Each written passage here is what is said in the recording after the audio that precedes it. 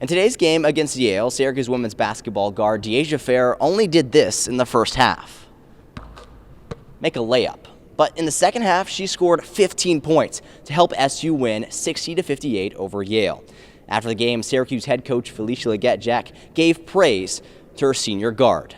In today's 83-53 win over Wagner, Syracuse women's basketball dominated in nearly every statistical category, including right here inside the paint, where they outscored the Seahawks 52-26.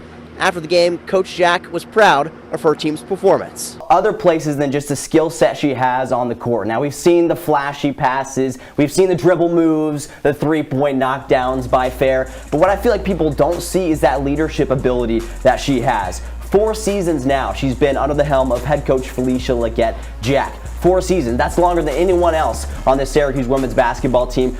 It's cold and snowy on the outside of the dome, but thankfully basketball is played inside the dome. Hi everyone, I'm Nick Luttrell, your Citrus TV women's basketball beat reporter. Syracuse and Long Island going against each other in just about 15 minutes. Now, there's still several unanswered questions in the offseason for the Razorbacks. Some of those will be answered with next week's MLB draft. In the meantime, Coach Van Horn is doing, well, what it seems everyone is doing right now, recruiting in the transfer portal. DVH has already secured 4 transfers just this week. Earlier today, he met with the media and talked about his approach to recruiting during the offseason. One of the biggest questions heading into fall camp was who would be the go-to guy at running back this season. On Wednesday, head coach Sam Pittman told us Rocket Sanders will be that guy. And today, Coach Smith spoke with the media, giving us insight into that decision. SU quarterback Garrett Schrader and offensive tackle Matthew Bergeron racked up midweek honors yesterday.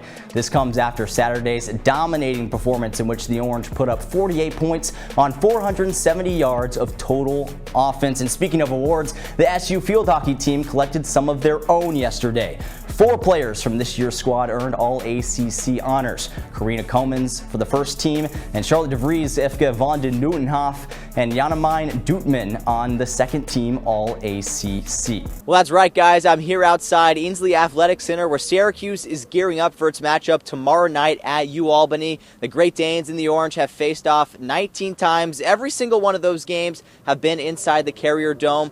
But tomorrow night, that changes, as for the first time ever, this game will be played at Casey Stadium. And UAlbany head coach Scott Marr talks about the excitement of this game that goes far beyond just his team. Late game action now. SU's goalie Shea Vanderbosch can come out of the goal, so that leaves the door open for Pitt's Sarah Shapunski. She bloops it above the heads of SU to give Pitt a commanding 2-0 lead with just a few minutes remaining, and that's how it would end. So the Orange couldn't pull off the upset against a top 20 team on Thursday. Could they rebound a few days later in Blacksburg? We again go to end of first period action. Corner kick here by Gabby Johnson goes right over the head of Vanderbosch and company into the back of the net. Vatek would lead 1-0 at the break. 61st minute here, a scary collision between a VT forward and Vanderbosch. Vanderbosch is called for a red card. She's out of the game. SU down a defender, and it's VT's Lauren Golgol who takes advantage, striking that one in to give her team the 2-0 win and hand SU its 4th loss in the month of October. A 66, 72, and 78-year-old, all boxing with their friends. What do they have in common? Well, they all have Parkinson's disease. At Empower Parkinson in Liverpool, they're finding a way to fight back. Sometimes we'll do stations, sometimes everybody will do the same thing at the same time, but it's always a combination of some boxing and some kind of exercise. Licensed physical therapist Patrick Van Beveren has been the owner of this gym for 6 years now. He says boxing workouts like these demand so much out of people with this disease. Strength, power, agility, coordination. It challenges all of those things that Parkinson's trying to take away. Intensity, that's the role the coaches play, yelling at people to hit it harder, move more quickly, trying to overload those motions, make them do more than what they're normally used to doing. And that's also a group effect. If you're in this group and you look over and he's doing it better than you, that's stimulation for you. If he can do it, I can do it kind of thing. Along with the intense workouts that Van Beveren puts everyone through, there's one patient in particular that says it's the friendships and community that make her experience worth it. The thing that has happened is we've made a lot of friends, and I don't mean just friends, but people you can share your most feelings with. People understand. They're in the same boat as we all are. All of these people have become friends of mine. You know, there is a closeness, and we talk about community, but it's even closer than that. It's like family.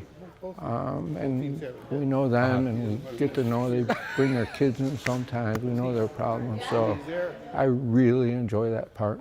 1, 2, 3, screw me. Nick Luttrell, NCC News. At the end of the first quarter of tonight's game, Syracuse trailed by 1 to Long Island. But in the second half, the Orange flipped the script, outscoring the Sharks 32-14 in the third quarter on their way to an 85-63 win over LIU. After the game, Coach Jack talked about how it was her team's defensive effort that led to that big third quarter run. And we were playing safe, we were playing soft, in my opinion. But once we got up on them and changed the defense, that was a coach's thing. I stayed too long in the zone. We really needed to change it faster, and I own that. But when we went to our player-to-player full court, we actually really started turning them, and they got excited and they got steals. And we decided to push up and press the ball and make them work and make them think and then speed them up a little bit. And when we did that, that's what it resulted in. We just had to realize we had to dig deep and realize why we play basketball, why we won it, and lock in on defense and just come together as a team so we can get this game and then work to move forward. We knew that we could turn it up and give a little more, and we know that that's our identity. Defense is our identity. So we kind of just had to throw out what we really made of at them, and that's how we got that run. And you couldn't have asked for a better start to the non-conference season for the Oranges. They've outscored each opponent by an average of 25 points per game, but it gets a little more difficult for SU going forward. Next up for them, their first road test, their first Power 5 team in the Penn State Nittany Lions on Monday night. Reporting from the Dome, I'm Nick Luttrell, Citrus TV. After being tied at halftime, Syracuse came out in the third quarter and outscored Stony Brook 5-1 to get the 14-9 win over the Seawolves. And a large part for Syracuse's success was junior Tugger Dordovic, who scored 5 of his 6 goals in the second half. And opposing head coach Anthony Gallardi gave praise to the preseason All-American.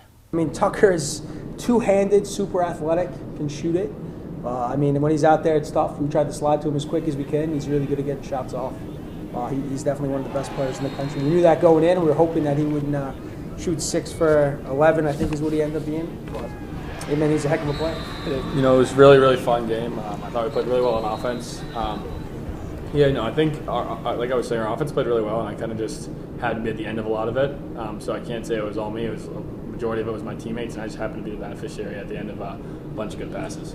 And another bright spot for the Orange was goalkeeper Bobby Gavin, who started today. It was his first start in over 2 weeks. He had 13 saves on 22 shots on goal. Next up for the Orange, they'll be back at home against number 12 Duke. That game is set for Saturday. Face-off is at noon. Reporting from LaVelle Stadium, Nick Luttrell, Citrus TV.